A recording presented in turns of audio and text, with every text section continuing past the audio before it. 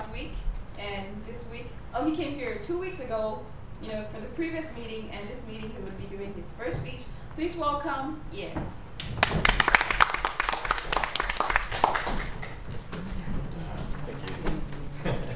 Thank you. I think hopefully I'm going to be able to follow some of those guidelines that you put in place. I don't think I actually read any of those. Okay. My speech is about travelling, and hopefully it's going to get you to learn a little bit more about me.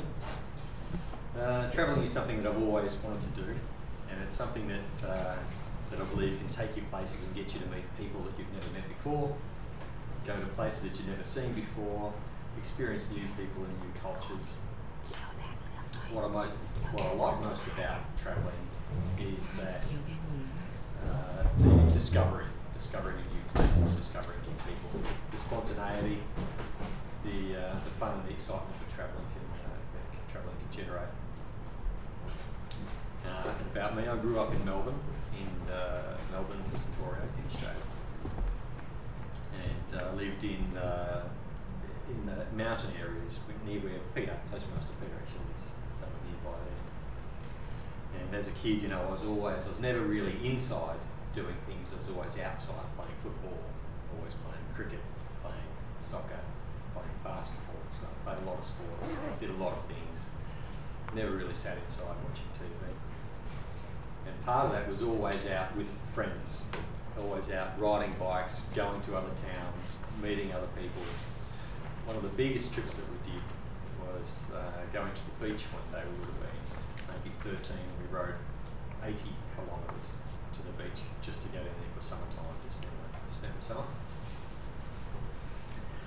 And it was a hard and fun thing to do. One of the other travelling things that, the next big travelling thing that I did was with another friend of mine. We decided to pull out from work, get a couple of backpacks, get the guitar and the football, and took the train to Perth, which is about 4,000 kilometres away from Melbourne. And then we hitchhiked our way up the west coast of Australia. And the west coast of Australia, there is a whole lot of nothing up there. It is every 300 or 400 kilometres is a petrol station, and that's about it. We spent 2 months making our way up. And by the time we got to a place called Catherine in the Northern Territory, we'd run out of money, we'd run out of food, we didn't have a job, we had nowhere to stay. It was a Saturday morning, and we thought, well, we'll go to the football field, and we sat down and watched football for a while.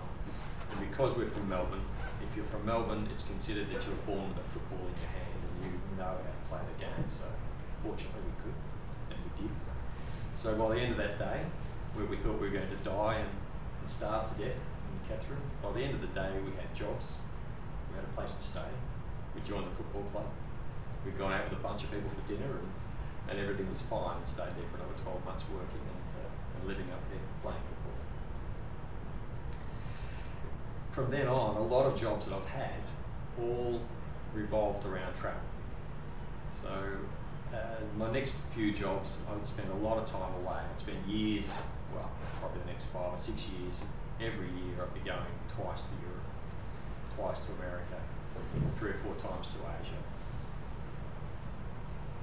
Which is great. It was really nice to do. But the good part of that sort of travel is that work is paying. And what I'd often do is make sure I've got, in some cities that I'd go to, I'd make sure I've got a meeting on a Friday morning, and by Friday afternoon I'm finished, and I'd spend the weekend and go on tour around the city before I leave. But travelling to Europe from Melbourne, you'd find that it's 24 hours just flying time. So the shine starts to wear off after a couple of years. You think, not again, I don't want to do this again. So then my next role was, I found myself in a job in Amsterdam. So I spent 2 years, I just finished 2 years working in Amsterdam. And that gave me the opportunity then to live and work and still go and explore all these places in Europe. So I had a car. It was 2 hours to drive to Paris. Just get in the car on a Friday night and drive to Paris and spend the weekend there. jump on a plane, get a low-cost flight to Rome, and spend the weekend there exploring. So it was all good fun. And things like going to Munich in the Oktoberfest in Munich was absolutely brilliant, so much fun. Some of the things in places in Holland, like the Keukenhof, which is, sorry, how many minutes is that? I don't know.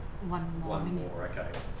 Going to Keukenhof, and it's just an amazing flower display. It's one of those places you really need to go and see in your life. So now here I am in Bangkok. Just arrived here a couple of months ago, and I'm looking forward to living, working, and exploring Thailand and exploring the rest of Asia.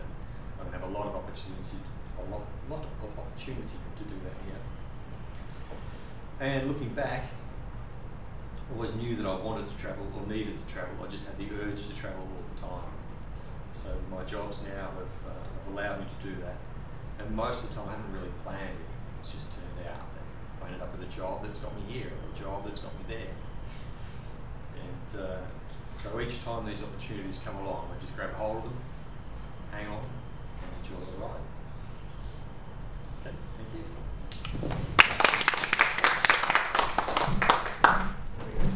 Thank you, Ian, for sharing a little bit about yourself with us. Now I feel like we know a little bit more about him, and we also really want to go traveling.